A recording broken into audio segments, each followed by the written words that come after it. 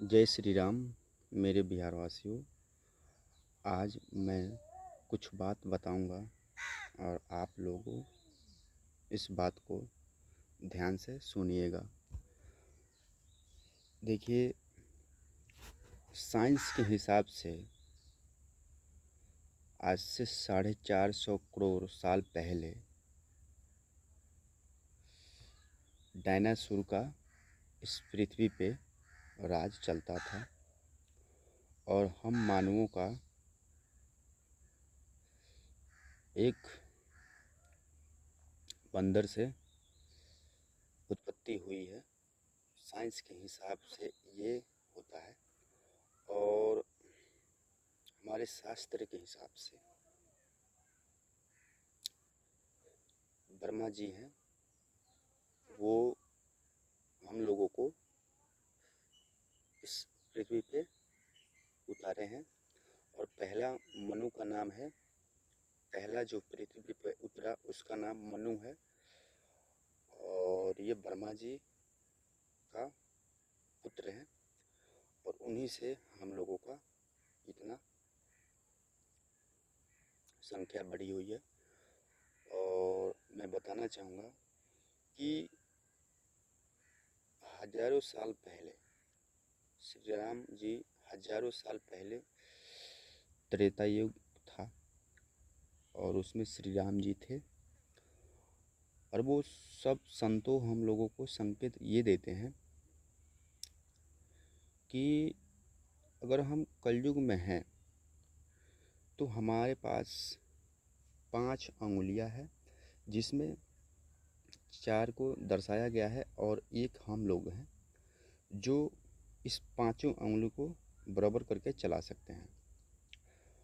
और हमारे कहने का मतलब ये है कि एक है त्रेता, दूसरा है द्वापर, तीसरा है सतयुग और चौथा है कलयुग और एक मैं। इस चारों को मिलाकर एक कलयुग का युग तैयार हुआ है। अब हमारे हिसाब से और ये शास्त्र के हिसाब से अगर हम लोग, अगर एक कहावत हम लोग सुने हुए हैं, ये काफ़ी जनता कहते हैं कि सीधे पेड़ जो होते हैं वो पहले कटते हैं, टेढ़े पेड़ को नहीं काटा जाता है। तो हमारे हिसाब से ये अगर सारे टेढ़े पेड़ हो जाते हैं, मतलब सारे पेड़ अगर टेढ़ हो जाते हैं तो ये सृष्टि चल ही नहीं सकता। जैसे सारे बुरे हो जाएंगे तो चल ही नहीं सकता। और चलिए मान लेता हूँ कि सारे टेढ़े हो गए तो हम लोग ख़त्म हो सकते हैं। और सारे पेड़ अगर सीधे हो सकते हैं फिर भी नहीं चल सकता।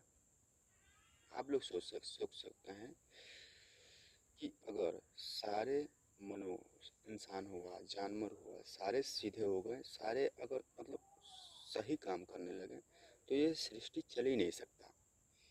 इसी वजह से दोनों साथ चलते हैं और हमारे हिसाब से जो जैसा करता है वो सही है। और इस कलयुग में एक ही चीज़ का धर्म है, एक दूसरे का सहायता करना, बस।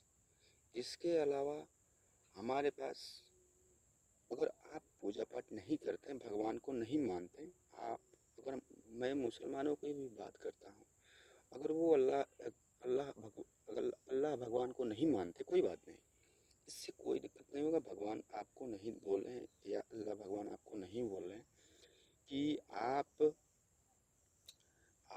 मेरा पूजा कीजिए, अन्यथा आपको मैं इस सज़ा दूंगा, वो सज़ा दूंगा। ऐसा कुछ नहीं है, ऐसा कुछ नहीं होता है।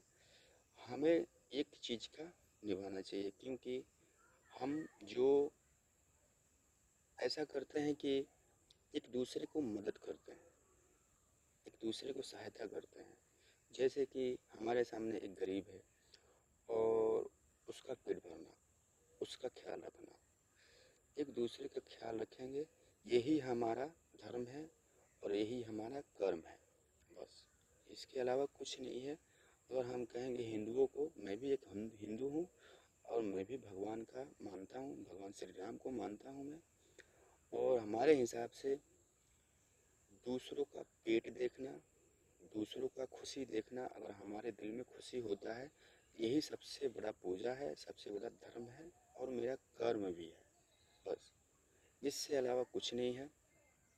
अगर हम भगवान को पूजा करते हैं तो वो भी फायदा है। अगर आप लोगों का दया करते हैं, लोगों का पेट भरते हैं, लोगों का ख्याल रखते हैं, पूजा पाठ भी करते हैं, कोई बात नहीं, कोई दिक्कत नहीं होगा। अगर हम लोगों एक चीज़ में लड़ाई करते हैं कि मेरा भगवान बड़े हैं और मुसलमान लड़ते हैं कि मेरा अल्लाह बड़ा है, इससे हम लोग एक दिन एकजुट में कट मर जाएंगे और इस पे कुछ नहीं बचेगा। अभी आप लोग देख सकते हैं कि इजराइल और ईरान में फ़िलहाल में युद्ध चल रहा है और दोनों तरफ मनु है। उधर भी एक हमारे जैसे इंसान है और इधर भी हमारे जैसे इंसान है और दोनों नासमझ है। इस वजह से मैं कहना चाहूँगा कि हम लोग एकजुट होकर रहें, एकता बनाए रखें। और एक चीज़ और कि हम लोग किसी का हत्या ना करें, सिर्फ सहायता, मदद ये करें, ये सोचें, हमारे लिए भलाई होगा। हमारे लिए ऊपर वाले जो हैं तो हमारे लिए सब कुछ कर सकते हैं। इस वजह से मैं कहना चाहूँगा कि हम लोग इस चीज़ पे ध्यान ना दें कि हम हिंदू हैं, हम जादू हैं और हम मुसलमान हैं। इस चीज़ पर ध्यान ना दें, सिर्फ ध्यान दें ये कि गरीबों का कैसे मदद करना है, गरीबों का कैसे पेट भरना है, एकजुट होकर कैसे रहना है, इस चीज़ को हम लोग देखें। जय श्री राम, जय श्री सीताराम, जय भारत।